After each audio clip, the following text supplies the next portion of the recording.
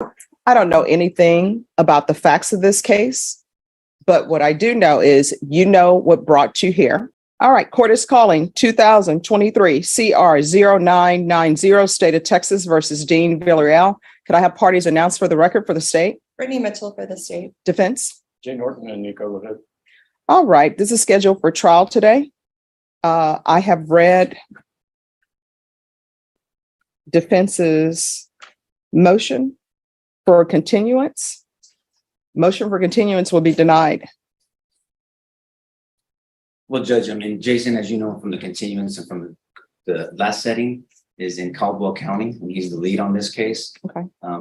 So he's leaving tomorrow to Philadelphia. He's one of the adjunct professors for St. Mary's. I think you're aware of that as well, Judge. Yes. And so he's the coach for them. And so he's not going to be available. He has a letter on file for some time now. And then Monday, obviously, he's not obviously, but I think he told you he'll be traveling with a colleague and a friend to the Mayo Clinic. He's in some cancer treatment. Yes. And so he's not available, Judge. Yeah. No, I understand. But with regards to the mock trial that he's having in Pennsylvania. It's not he's having it, St. Mary's. Yeah, I know, St. Mary's, and he's supervising or coaching. I have already previously told him that the court is not going to grant him for continuance to coach a mock trial team. This is an old case. I was going to make allowances for the issue with the medical issue, but jury's out in the hallway, so motion for continuance is denied. Well, Judge, he's not present, so I'm not sure exactly. He needs to be here. And I told him when he was here before that he was supposed to be here. There is an additional issue. We tried to, someone from the office tried to view the CAC video last week and was unable to because the state's copy was broken. So as we stand here right now, we have not seen the CAC video as well. All right, so you all need to watch it. And for the court's knowledge and for the court's edification, I have never read Mr. Villarreal's files. I will be completely unprepared to try this case to the detriment of Mr. Villarreal, and he definitely wishes the court to know that he would like to exert a Sixth Amendment right to the counsel of his choice, which is Jason Goss. All right, so Mr. Goss needs to be here. Motion for continuance is denied. Well, just so you know, Judge, he's in Caldwell County, so he won't be here for some time because it's a specially set sentencing, just so you know. Okay. Way predates your son. All right, thank you. Okay, Judge, 11. All right, thank you. All right, you're up for jury trial today. Is there a motion for continuance? Yes, ma'am. Same issue, Judge. All right, could I see the motion? Because I don't have it in the court's file for award. Oh, sorry, wrong.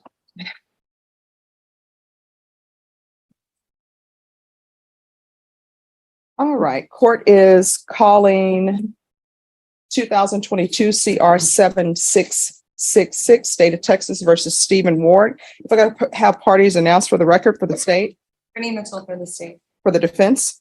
Jay Norton and Nico Levitt. All right, and are you Mr. Ward? Yes, Your Honor.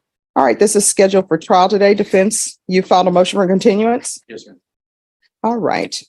And the court has reviewed the motion for continuance. The court will note that a previous motion for continuance for the defense was granted on August 8th. And after reviewing defense's motion for continuance is denied. Judge, there's an additional issue that I understand from Mr. Goss, who is familiar with the case, and that they are still lacking CPS record availability. And I spoke with Brittany. I think last time we were here, we were just waiting for the order to reach the judge's desk to sign it. All right, so everyone needs to stop with the waiting for the order to reach the judge's desk. The court has not been presented with any order for CPS records. If the court were presented with orders for CPS records, the court would sign the order for CPS records. So state, do you have the CPS records in your possession? We do, Your Honor, and I have signed, defense had done a DocuSign and I signed it last week. So I don't know if what we signed ever made it to you, but I do have a secondary one that I can. All right. today. Turn it over to the court. Okay. Court will sign it. Motion for continuance is denied. Hello. Good morning. Good morning. There's no meeting. Yes. So you're up for trial. So I just wanted to make sure you all were ready. Actually, Judge, we were given some Brady material just yesterday. from a witness that the state visited with that we actually had asked them to do that, and they did. And they gave us some, what we think is exculpatory evidence. A witness who has information about the case who doesn't believe the Hold up. Did you catch that? The defense says they just got new Brady material. That's huge. Brady means evidence that could help prove the defendant's innocence. And if it's been delayed, that's a red flag. Imagine preparing for trial, then finding out the state had something that could flip the case. The tension in that courtroom just went up 10 notches. events occurred. All right, could I see the file on Juan Tehran? And if you all could slide. Yeah, I remember from yesterday. Well, your client could stay in the middle.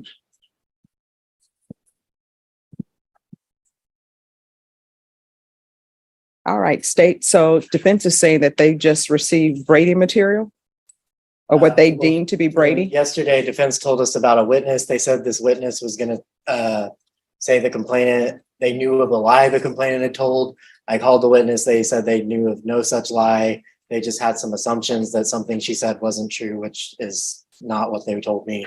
I did provide them with notes of that conversation, which I guess is what they're calling the Brady information. They also told me they hadn't contacted that witness themselves. I'm not sure if they've contacted that witness since, but the state did contact that witness the same day they provided the contact information. And Judge, just so it's clear, some people are just more willing to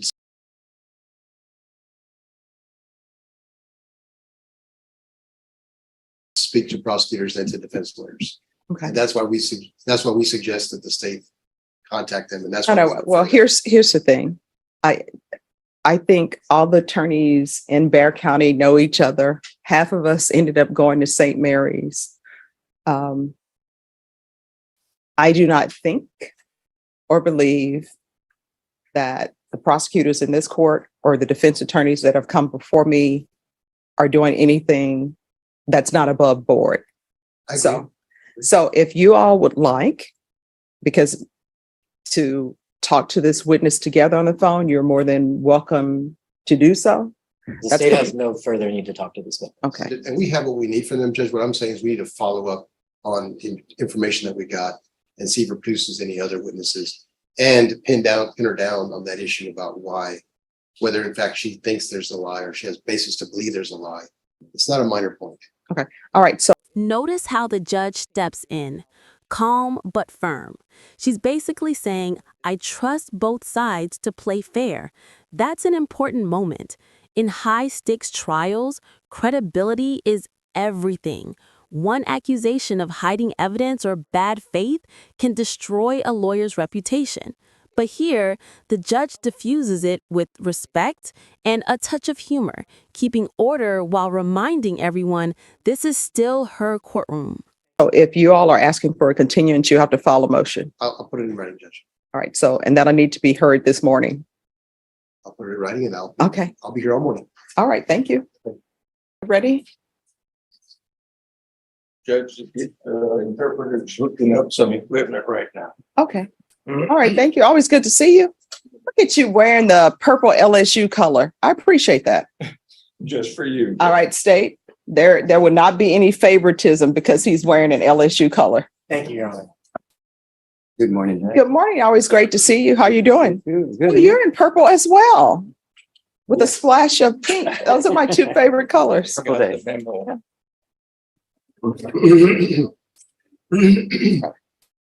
Court is calling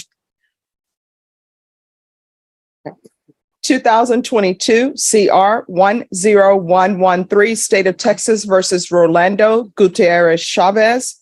Can I have parties announced for the record for the state? Travis Banks for the state of Texas. Defense? J.D. Garza defending Mr. Rolando Chavez. And are you Rolando Gutierrez Chavez? Yes. All right, we have an interpreter here. If you could raise your right hand for me. Do you solemnly swear or affirm you will faithfully translate and from English into Spanish and Spanish into English, so help you God? I do, Your Honor. All right, you can lower your hand if you'll state your name for the record. Cesar Chavez, license number 2203. Any relation? No relation. All right, I always put that on the record. All right, the state has filed a motion for continuance. Defense, are you in receipt of the motion? I am, Your All Honor. right, do you state, what is your reason for the motion? The material witness who was a witness to the offense has been unreachable by the state. The state's made different attempts to reach her. We've looked for alternative contact information to reach her. And thus far, the state's been unable to reach her, and the state is moving for continuance for more time to find this witness. All right, defense? Your Honor, as the court knows, my client really needs a speedy trial.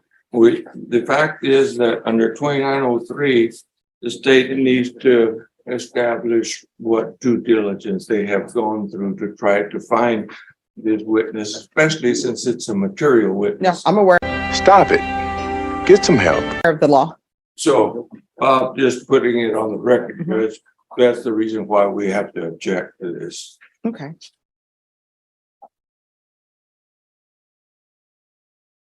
All right, motion for continuance is denied. Your Honor, the state has another motion. Yes, May I approach? yes.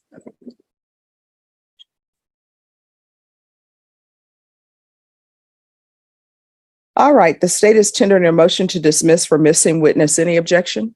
No objection. All right, we can go off the record.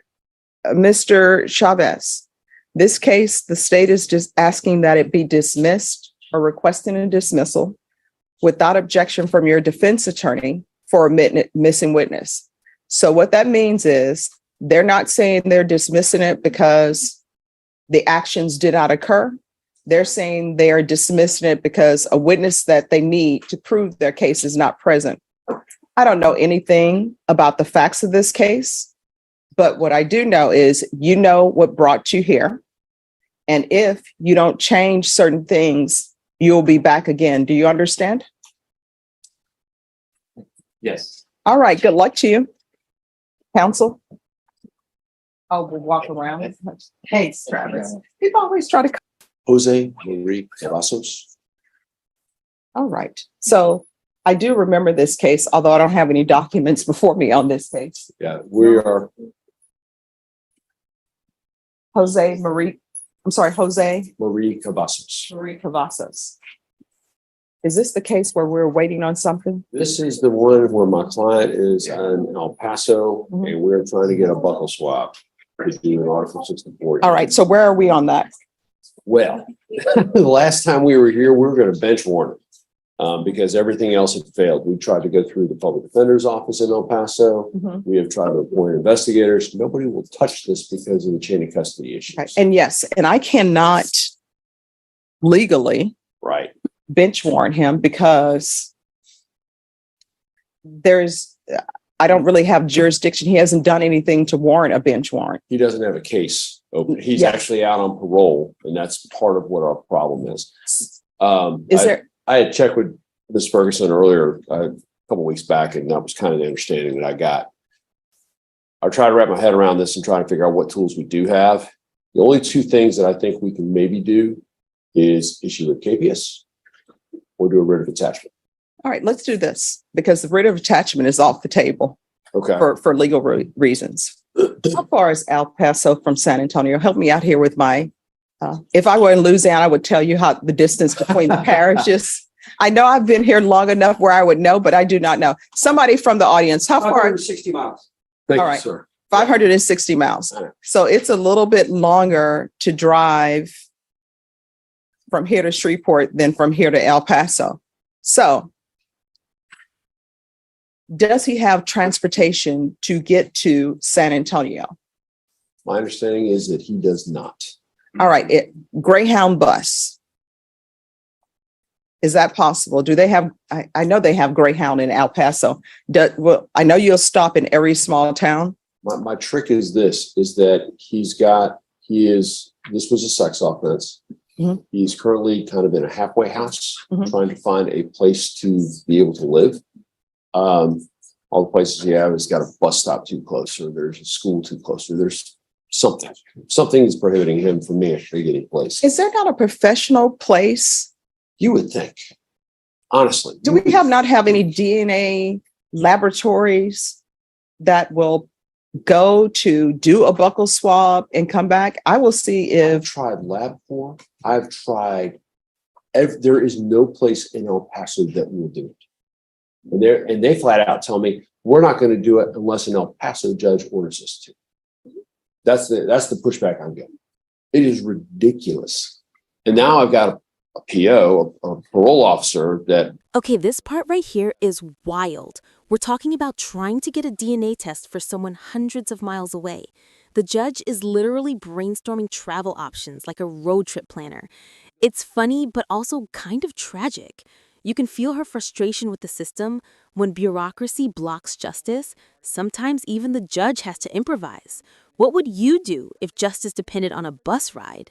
I don't know. I've got to coordinate that too to get him to travel.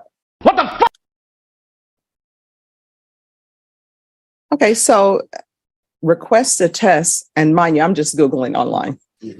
Request the test. Order your test. Oh, this is one where they order it and you do it yourself, then send it back in. But they say they have a laboratory with over 3,600 locations. And you're right, it's LabCorp. And I've contacted them and I've tried to get them to get on board with this. That was one of the places that we were trying to go through when we were trying to get the public defender to do it. All right, so let me ask you all this.